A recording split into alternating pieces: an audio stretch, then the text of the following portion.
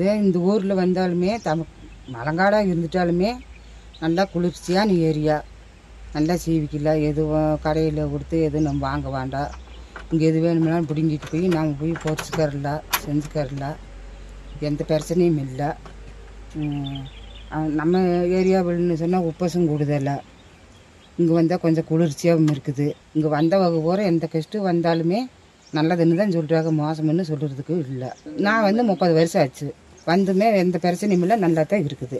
என்ன டெய்லி பூ தோட்டத்தில் களை, கிச்சனில் கெஸ்ட்டுக்கு வந்த வேலை, பிறகு சப்பளம் வேண்டணும் கெஸ்ட்டுகளுக்கு. பிறகு எந்த பிரச்சனையும் இல்லை. காட்டுக்குள்ளே நாங்கள் வரக்கா போனாலும் நல்லா தான் இருக்கும். கொஞ்சம் இல்லைன்னா குளிர்ச்சியாக இருக்கும், எந்த குழப்பமும் இல்லை.